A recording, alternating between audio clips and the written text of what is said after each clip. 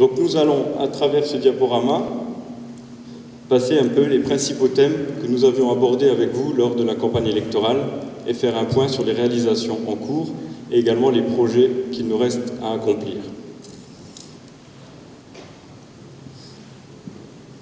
Donc le bilan 2014-2017, nous allons voir ensemble les thèmes affichés tels que l'environnement, les lotissements, les plans scolaires, la jeunesse, le patrimoine communal, la sécurité, les travaux et l'urbanisme, et également les projets portés par la communauté d'agglomération Porte-de-France-Thionville.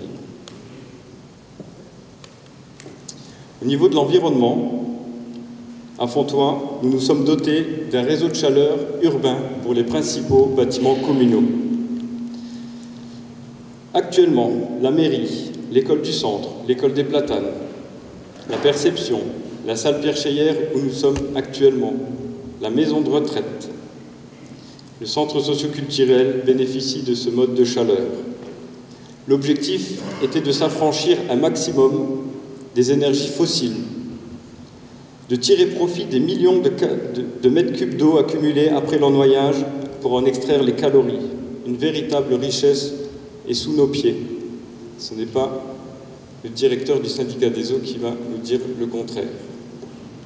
Au niveau du projet, son financement, ce projet, 1 million d'euros, financé essentiellement à 40% par des partenaires tels que l'ADEME, la région, le département et l'État, et la différence a été financée sur fonds propres et emprunts.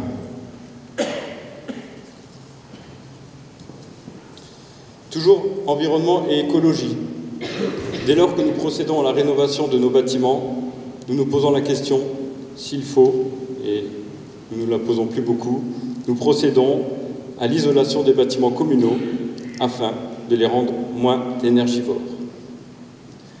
Fontoy est également une commune forestière. Nous disposons de 540 hectares de forêt. Pourquoi pas, d'ici quelques années, les exploiter pour alimenter notre propre chaudière bois. Les rendez-vous vont être pris prochainement avec ONF Énergie pour aborder le sujet. Environnement, écologie, un projet qui tient à cœur à notre maire, projet pédagogique autour de la faune et la flore, et je parle de l'étang du Pogin, où nous avons réalisé son inauguration le 2 septembre dernier, où une convention avec la LPO, Ligue Protection des Oiseaux, a été passée, qui nous unit jusqu'à la fin du mandat et qui a comme objectif de permettre à la jeunesse de bénéficier d'un espace dédié à la biodiversité, mais aussi pour comprendre et apprendre à préserver notre environnement. Les lotissements. Lotissement en cours, lotissement Le Pogin, qui nous occupe depuis de nombreuses années et qui est en pleine phase de développement. Il est rentré actuellement dans la seconde phase, où 46 parcelles vont être commercialisées d'ici le printemps et 50% sont déjà réservées. Le lotissement du Haut-Pont, 33 parcelles également ont été commercialisées. La quasi-totalité des habitants ont pris possession de leur maison. L'environnement étant un enjeu important et le maire y tient très fortement, c'est 450 arbres qui ont été plantés sur le lotissement Le Pogin pour la première phase et ce sont 650 arbres qui viendront compléter la seconde phase. Nous allons parler un peu d'éducation et du plan scolaire. Nous sommes très fortement attachés de suivre et appuyer la promesse du conseil départemental concernant la reconstruction du collège Marie Curie de Fontoy. Au programme depuis de nombreuses années, mais les contraintes budgétaires étant ce qu'elles sont. Mais bon, c'est derrière nous, la reconstruction est actée et les travaux devraient démarrer au second semestre 2018. Construit en 1970, c'était devenu l'Arlésienne des collèges métalliques. Nous avons également remplacé l'intégralité du parc informatique de l'école du centre, installation également d'un tableau numérique et livraison de 2 tablettes iPad pour l'école maternelle Les Platanes. Objectif, faire entrer petit à petit nos écoles dans l'ère du numérique. Toujours les écoles. Rénovation de l'intégralité des 11 salles et des couloirs de l'école du centre. L'école du centre s'est vue entièrement rénovée afin que les enfants travaillent dans un cadre agréable et apaisant. Également l'achat de divers mobiliers, tables, chaises, armoires, et la mise en place, depuis donc les 2 dernières rentrées, du transport de l'école des Lilas vers le service périscolaire.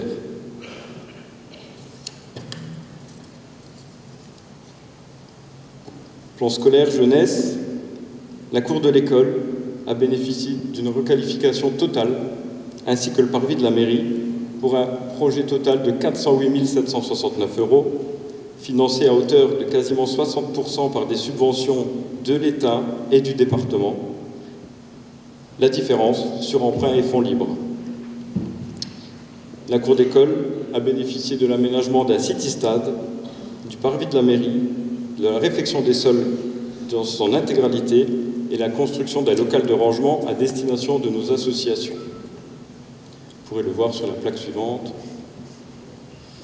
Le local de rangement de 80 mètres carrés. Merci Florent. Merci.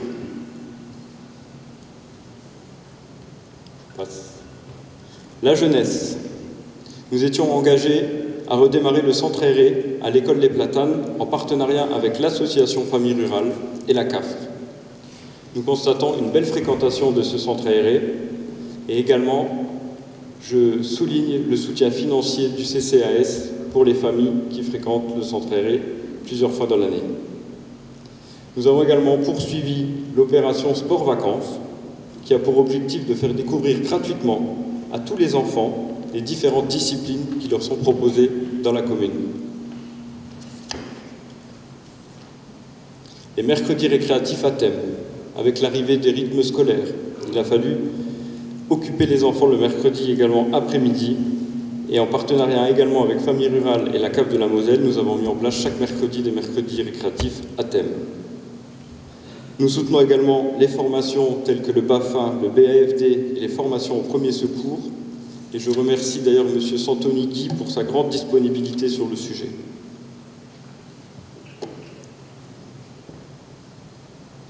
Pour la jeunesse, dans la cour de l'école, donc nous avons construit un city-stade, un nouveau préau.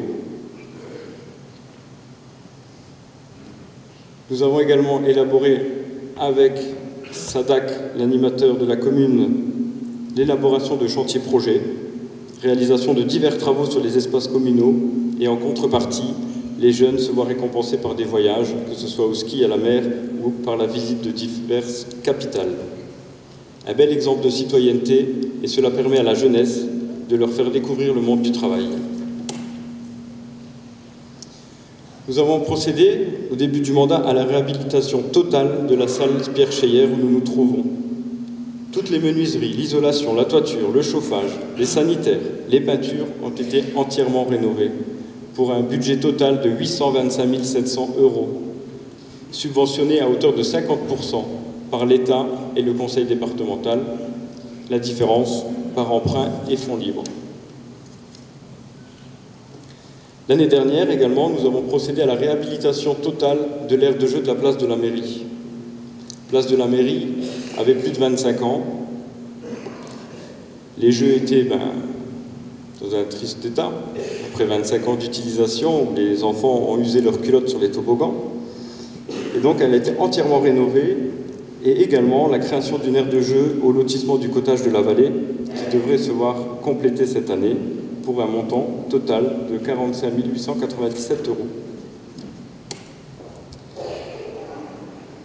Toujours au niveau des associations, nous avons mis à disposition du club de foot un terrain de football synthétique. Je vous rappelle que le club de foot de Fontoin compte 250 licenciés. Il compte à peu près 39-40 heures d'utilisation par semaine. Notre objectif était de mutualiser nos installations sportives sur un même site par souci de réaliser des économies de fonctionnement. Nous avions un petit peu éparpillé les sites sportifs. Il y avait le terrain de foot du Haut-Pont, le terrain de foot au collège, des vestiaires à Haut-Pont, des vestiaires au collège. Le fait de regrouper le tout sur un même site nous permet aujourd'hui de mutualiser les services et l'entretien. Montant total du projet, 1 188 000 €, financés à hauteur de 30% par des subventions du département et de la Ligue de football.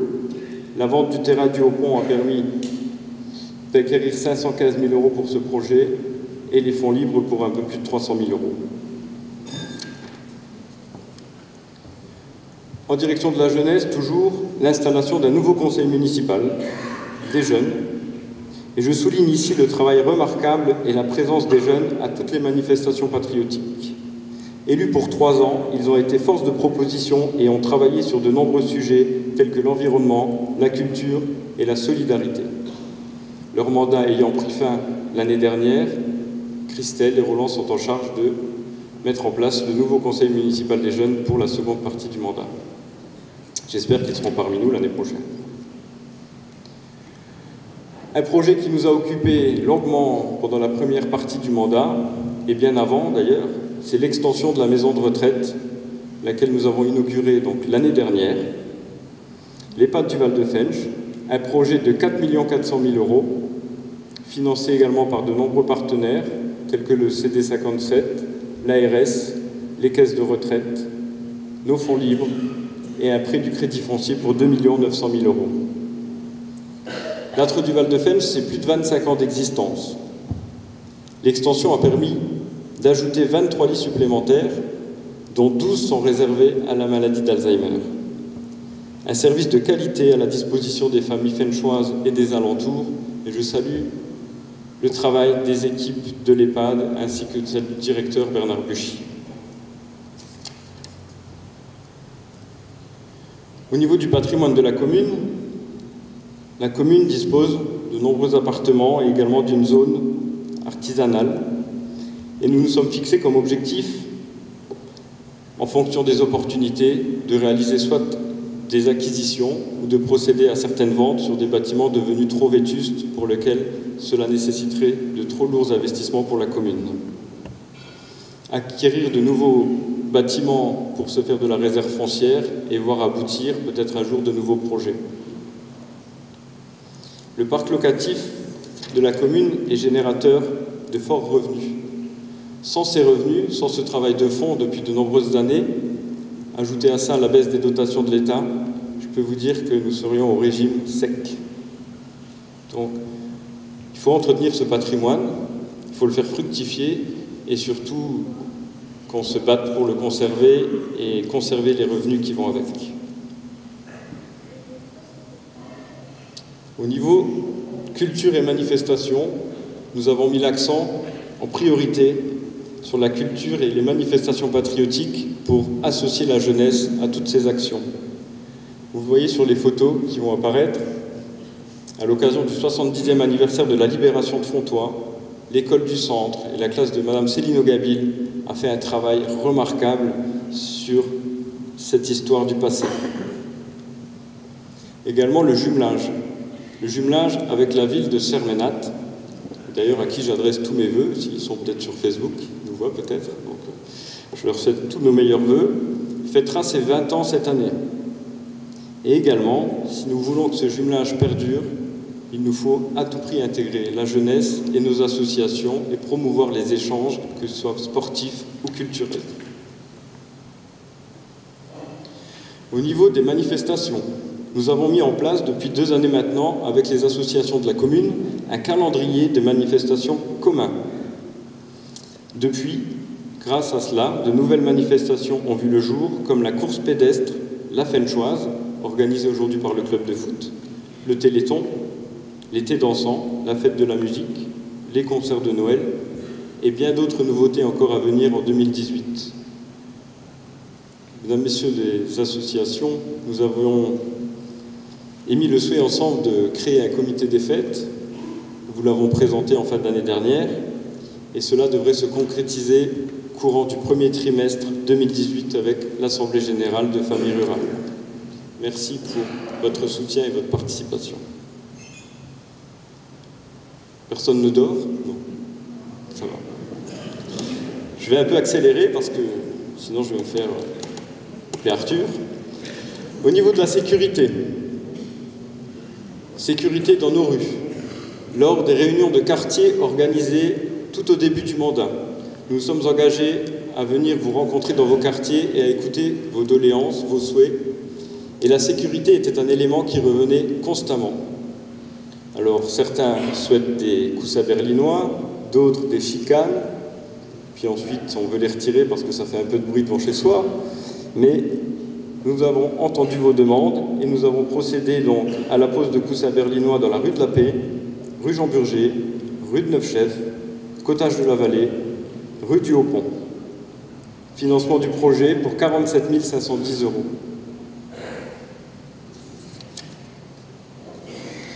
Travaux urbanisme. Donc nous avons procédé à la réfection dans les lotissements des Fleurs et au Cottage de la Vallée, réfection de la bande de roulement et des trottoirs, pour un montant total de 274 378 €, financé par le Pacte 2 du département et la différence sur fonds libres.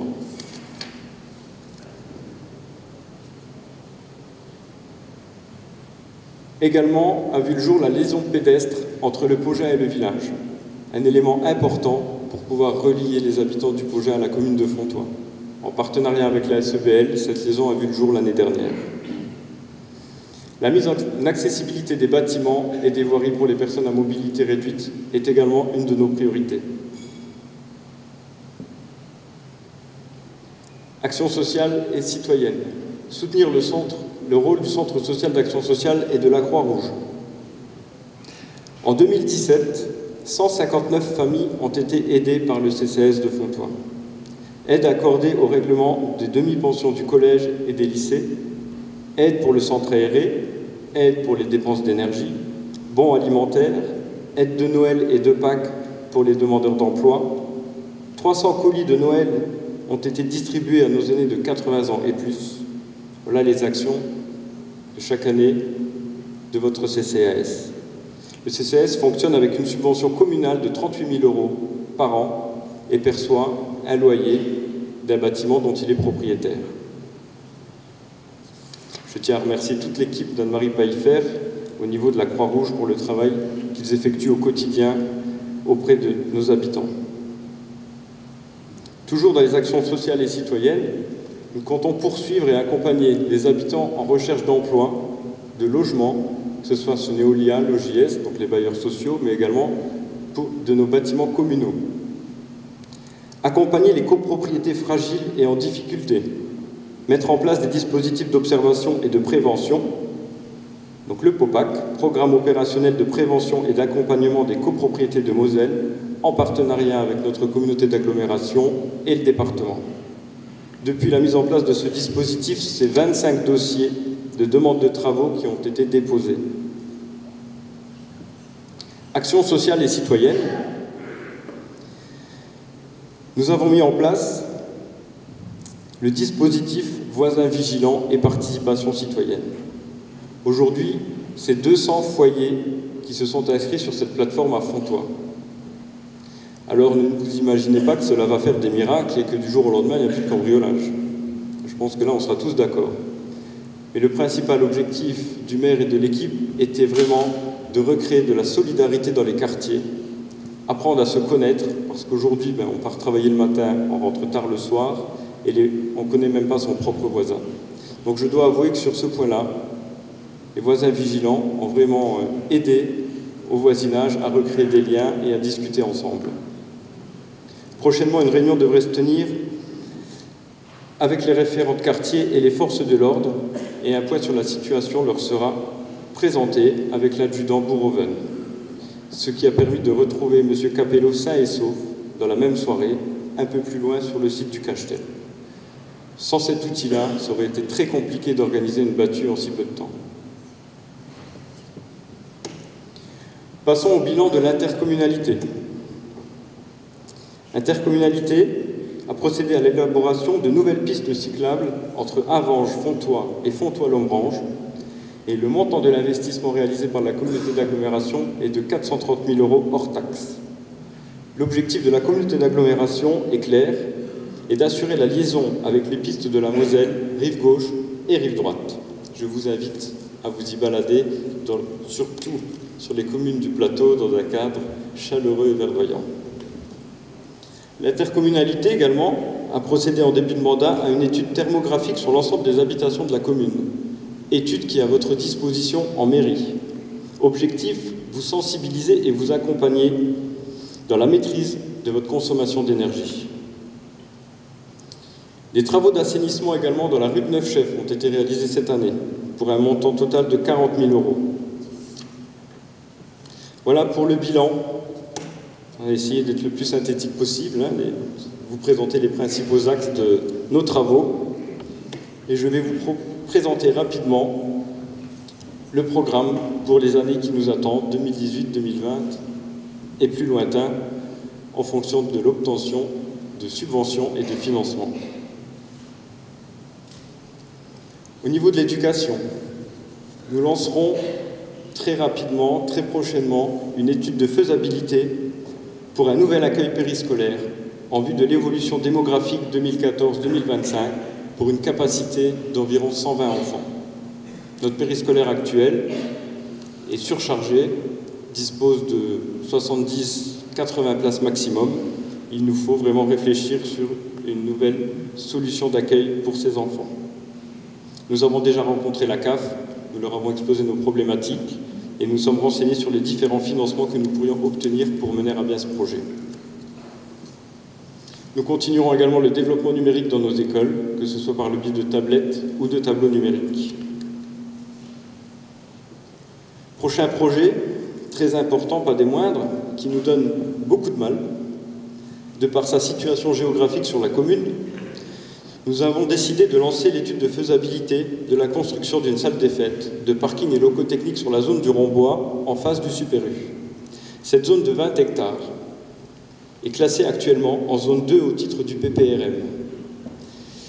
À cet effet, toute nouvelle construction est limitée, cela rend ce dossier très complexe et nous aurons besoin de toutes les forces vives et les bonnes volontés pour faire bouger ce dossier. Depuis la mise en place du PPRM, aucun mouvement n'a été constaté sur ce site.